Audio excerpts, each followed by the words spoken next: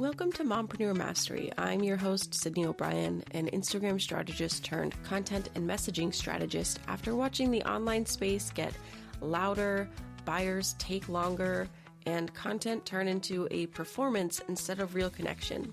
On this podcast, you'll learn how to clarify your message so your content actually stands out in a sea of copy and paste trends and AI noise, and also how to strategize your content across platforms to build the trust and connection that turns followers into clients. All in doable, brain space saving episodes you can fit in between school pickup and reheating your coffee for the third time. Let's dive in. So lately in the content I've been sharing, I have been talking about how we've been seeing a shift in buyer behavior and how people are more skeptical than ever. And so to get sales from our marketing, we need to share a lot more social proof. And I get to talk to Sreyasi today because she does such a great job with this and has such a really unique and helpful framework for sharing case studies, which I think is incredible. And I've seen you do it I saw you do it for, I think, Cal from Words Hurt Copy. That carousel was amazing. And so I volunteered to have you do one for my coaching program. And I've seen the draft of it, and I'm so excited for it to be shared. But I just had to invite you on to share a little bit about what you do, how you do it, your framework. Can you start with just telling us a bit about your background and how you got started in this work? Yeah. So I was in corporate, but my background is not in marketing. I was in publishing, I'm a literature nerd, and I was super new to the space. I started in content and e-commerce copywriting and stuff like that. But after a while, it stopped feeling, fulfilling because you don't really see the ROI of where is that content going? How is it helping? So that really hunger that I had in corporate, to see what the impact of my work is, that followed me here. And I was like, okay, let's try copywriting because you can measure the ROI. And that really took me to case studies because then you can really measure the ROI of your work, how your work is impacting people, how it's changing lives, how activating it really is. I love that. Also, I love that you worked in publishing. I studied English in college and did an internship at a publishing company. I loved it so much. Yes. That was really fun. I mean, you get to learn so much about writing practices because writing is a lot of creativity, but it's also a lot of discipline, right? So, yeah. It is. And I Yeah. also It's a really interesting mix of the both. Yeah. Can you tell us a little bit about the difference between testimonials and case studies? I always tell people, it was a big thing on the internet to just share photos or screenshots of testimonials people leave. And I tell people to shy away from that and share it more as a story. Is that something you would agree with? I would totally agree with that. The way I go about it is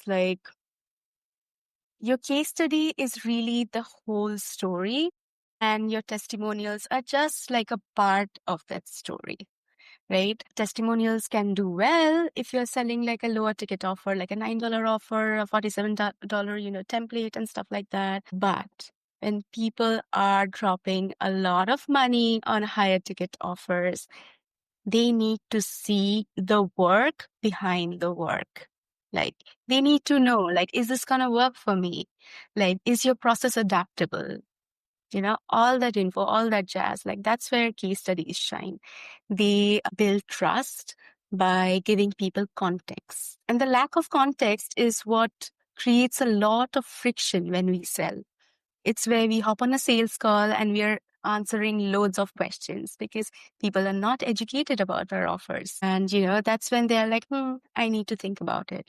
But when they come to you with that context, when they see the stories of your clients, when they can see themselves in that story, that's when they come to us pretty much, pre-sold. And I would say that yes, screenshots are a great starting point because that means your clients were happy with you, but that's not the end game. There's more to the story. For sure. And I think definitely a good starting point, but sharing the story where people can really see themselves in it, like you said, and then also repurposing that case study and like multiple pieces of content is also amazing because we have to have, multiple touch points and like build that consistency and trust and connection and all of that. Can you tell us a bit about how you repurpose case studies? In a way, I think we treat our client stories like expensive china or that, dress that we are only going to wear on a, special occasion.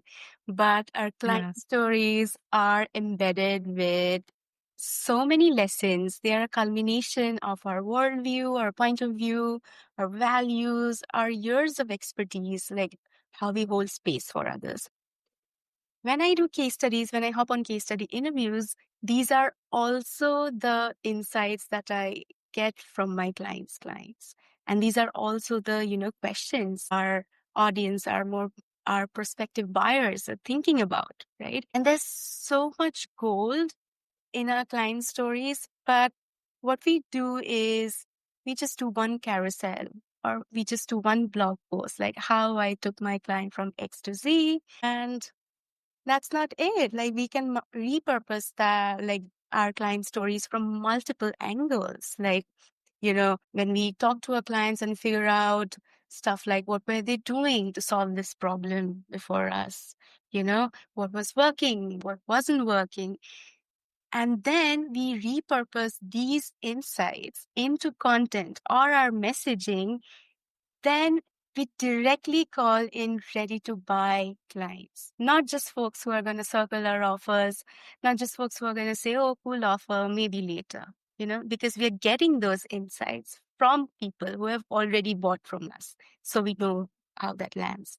New case studies can be repurposed into Instagram posts, threads posts, workshop topics, podcast episodes, blog posts, sales emails to handle objections, anything really. Like the limit doesn't exist. Such a good point. And I think it's extra important now to be able to share it on multiple platforms. So like when you do a blog post or podcast, it's more like visible and lasts longer than just an Instagram post. So even if you're sharing it like mid launch or like if you're running a like promotional campaign or something, you can still have like the blog or podcast of it for people to find like organically later and come into your world that way too.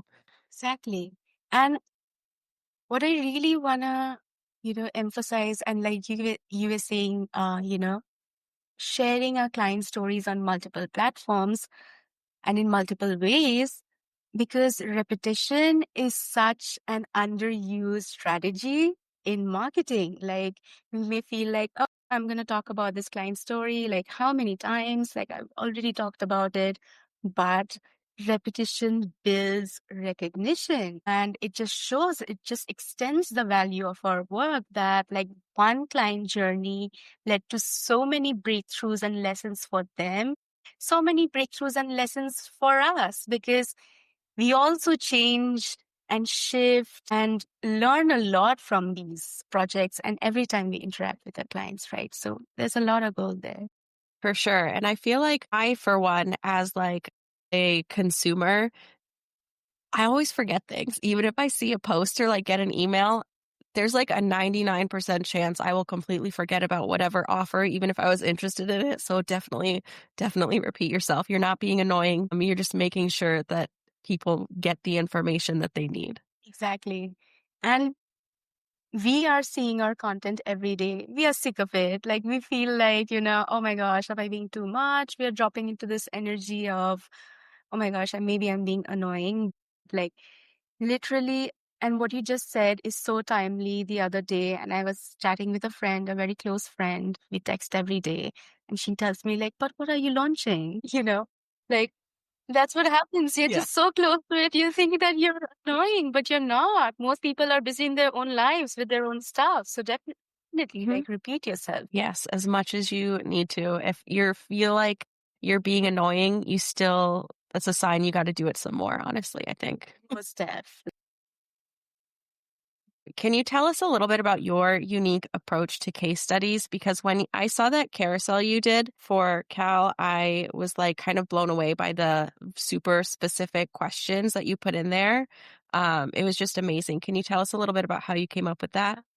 Yeah. And thank you so much. I have a lot of fun, like building out the strategy for the case studies for my clients because each offer is so unique and it comes with like a unique set of problems to be solved, like, or things to amplify, Mhm. right? I would say my approach to case studies is pretty holistic. Like, I want to be able to help you solve your most urgent marketing, messaging, and sales problems because trust, conversions, connections, they don't happen in a vacuum, right?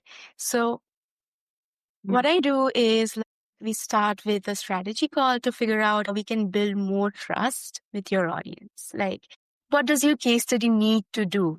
Does it need to show that you're delivering on your promise? Do we need more clarity about your process? Do the case studies need to, slay objections? And we go from there. Or like, do they need to show how you do things differently? Right. And the next step is to really interview my clients. And I do this very unscalable thing of customizing the questions according to each client. Because, yeah, Wow. because generic questions lead to generic responses, right? Like if I ask you, Sydney, how's your dog? And you're like, I don't have a dog. Like you would be so uninterested in that conversation. And that's what happens when we like have questions on our testimonial forms, like what happened before you were working with me? What happened during? But if you tap into their specific experience, you get so much gold. They're much more inclined to have a conversation with you as a human and not just, I'm here to just answer questions. Like, can we get this over with? And that leads to richer responses. And then based on these, case study interviews, I then like frame the case studies, but from like a specific angle that helps people, tell that lead with basically a narrative arc. Like if you're a system strategist, your clients may be asking like, can I really scale from one to one to one to many without dropping the ball on client experience? And if that client story really shows that, I'm gonna, share that narrative angle and all the info, all the quotes in the case studies are gonna, point towards that. And the last step is like pulling all of the messaging insights from the interviews, also like helping my clients, repurpose their case studies into multiple types of content. Amazing. I am like floored by that approach because so often I feel like what we hear is just like sending out those generic surveys with like those questions you mentioned. But it makes so much more sense to take the time to like do the individual questions for specific clients and get the better results that actually help your case study and then obviously your sales for whatever offer it is you're Yeah. carrying. And it's like good to have a conversation with the person that I'm interviewing, and because they are people with a rich, full lives. And yes, this is like, feel good and vibey, but it's also like very strategic in a way. So we don't lead with assumptions in our marketing. Like assumptions kill conversation. Right. When we think that this is what our, this is what's landing, but what's actually landed with our real clients is completely different, then like there's a massive gap. That's where, sales fall through that gap. Trust falls through that gap. That is so timely. I feel like I have like a membership, and inside the membership, we've been working on digging deep into messaging because so much of like the content you see on Instagram is very like surface level, I feel, when it comes to marketing. And it's just like these very generic like pain points that people put into like the hooks that everyone is using. So there's a lot of like nuance and context that is lost.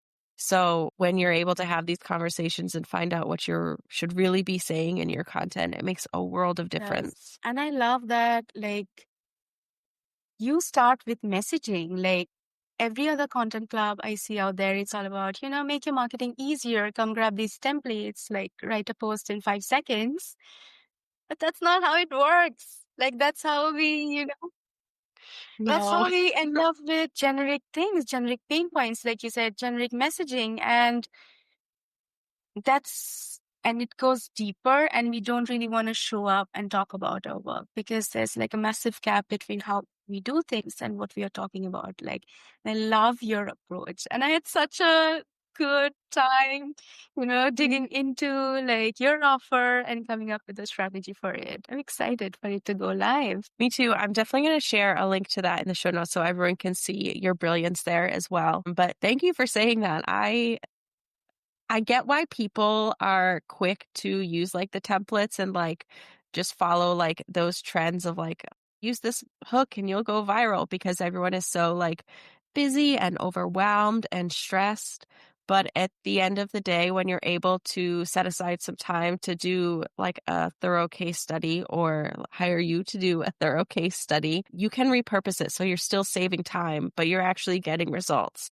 Like when you do the generic content, you're not really getting the same results. So is it worth it to save the time? I feel like it's not. Exactly. I mean, at the end of the day, we want to be known for who we are. So, like, if you're leading with our personality, but like our expertise is not showing up in our content, then like, where is it going? Like, what's the ROI of that?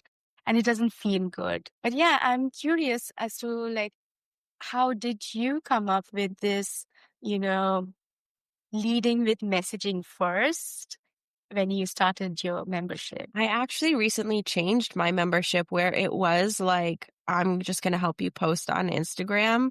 And then I was like, this isn't working. These aren't the results that people want. We don't want to hit random vanity metrics of like likes. That doesn't actually help our business. Let's see where the gap is. And then I kind of rearranged my whole membership to focus on like the messaging foundation first and expanded it from just Instagram to working on multiple platforms. So they all kind of work together and we can get all those touch points and reach all the right people. I think the wheel has turned a lot in these days, in the beginning of like the online business space, when things were really new, we were all like all over all of that platforms. And then we were like, just this one platform. But now it's so important to be again on different spaces because like you said, buyers are so much more discerning. So it has become like a numbers game again. Yeah.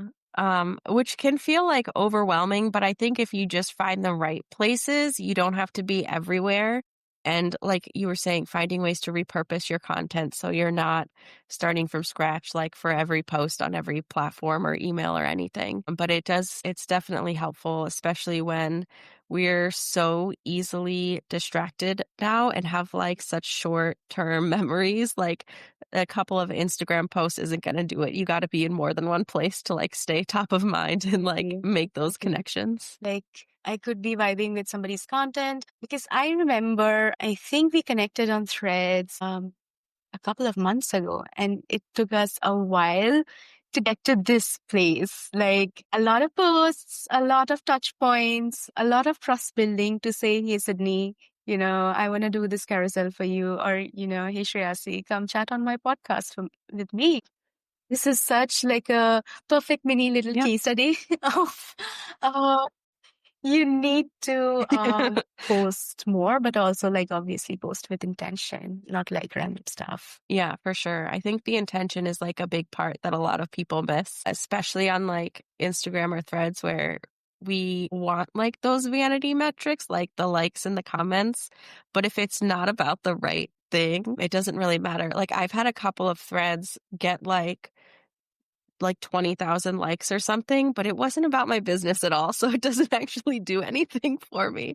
Think about Threads, like your business posts never go viral. It's just those like random things about like going on a walk or like some like weird take that's always, just taking off, like, which brings me to sort of like a question. Have you noticed how like there's like a shift in creating content like a creator in the like in our space right now. Like, I'd love to know your takes about that. Like, because Threads shows that people are more interested in our lives, not like our business. Like, I'm so curious, like, what do you think about that? Yeah, I have noticed that, and I kind of love and hate it at the same time. Like, I I love that people are showing up in new ways and, like, showing their lives and their personality. I think that even if you don't mean to, it can show a lot of your, like, personal values, which can help you find the right clients. It can help people connect with you and build trust, and I love that.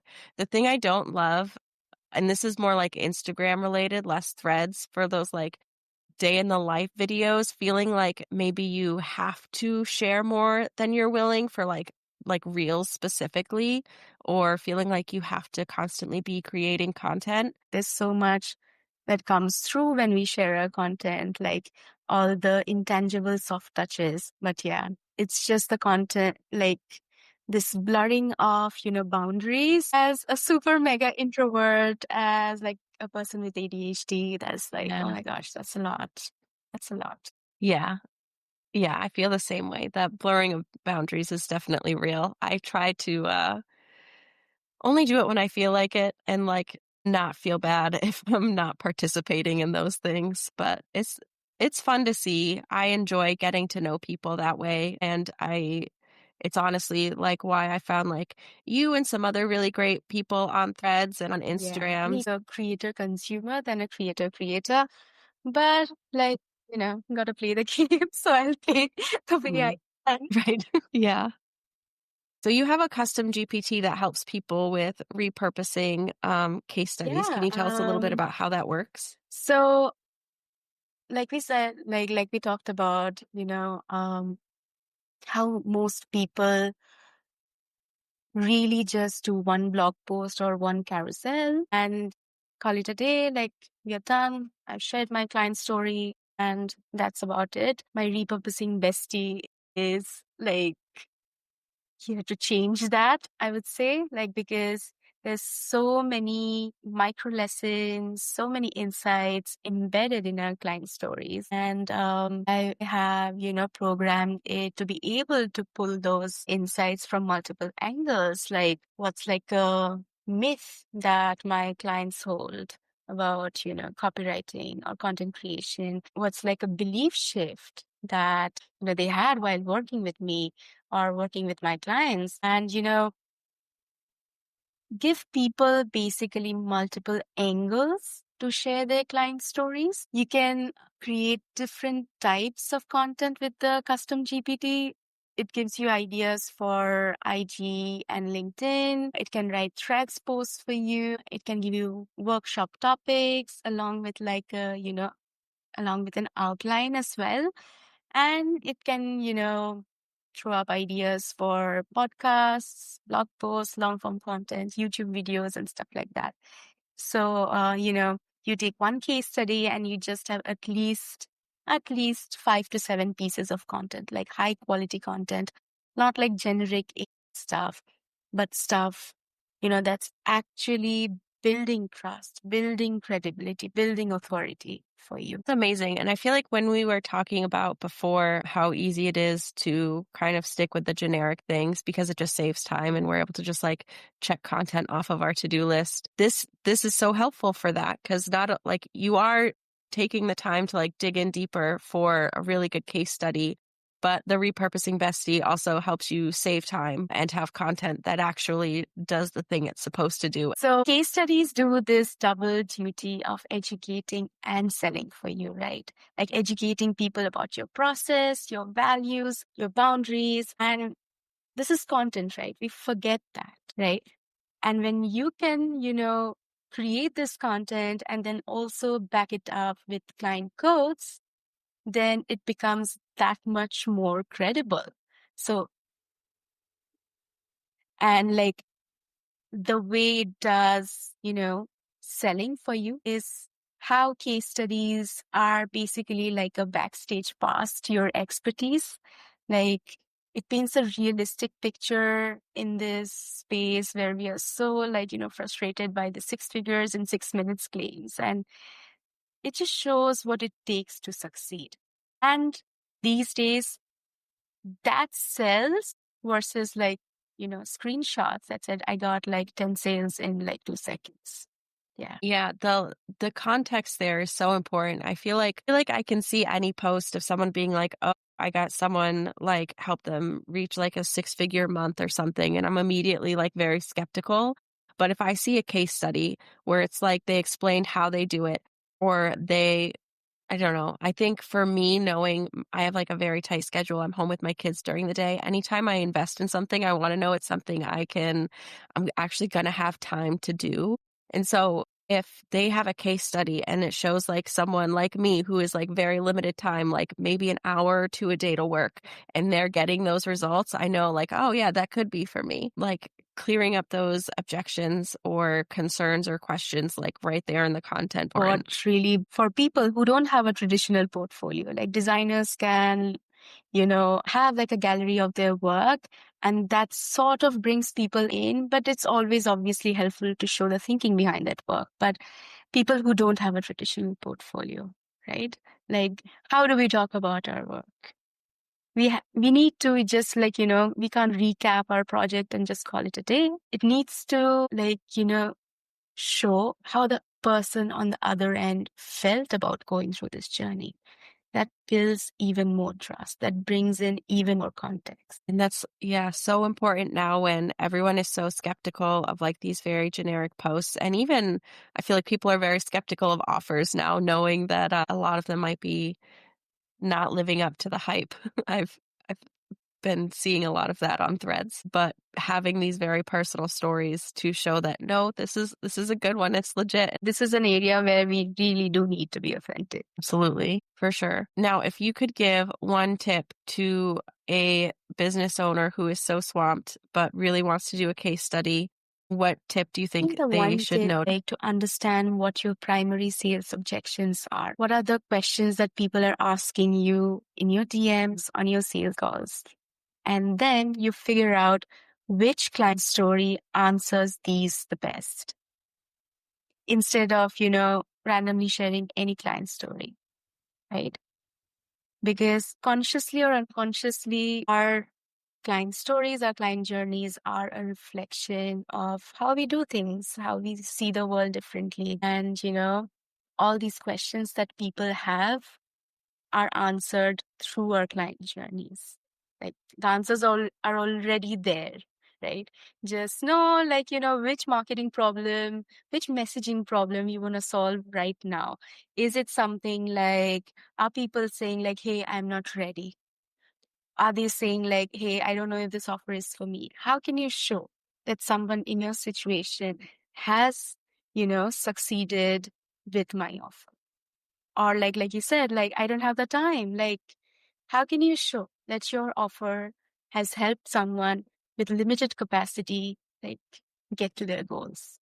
So figure out what are your most urgent and pressing sales problems are, and then work backwards from there. Smart. And then you're also not wasting time if you don't have a lot of it. Yeah. That's such a good one. Well, thank you so much. Thank you so much for me. It was such a great conversation. I loved it. I'm going to put the links for those in the show notes. Once that the case study carousel is up, I'm going to share that so they can see just how thorough it is. I love having a good example. That's it for this episode of Mompreneur Mastery. If you're building a business around your life, not the other way around, and you're tired of being told to hustle harder to make sales when you're already hustling at 110%, I hope this gave you a breath of fresh air. And if it did, I would love it if you left a quick review or shared this with another mom entrepreneur who is ready to market with more strategy and way less stress. And if you want to see what a cohesive content map across multiple platforms with strategic messaging looks like, check out the link in the show notes to grab your free copy of the Buyer Journey Content Map. I'll see you next time.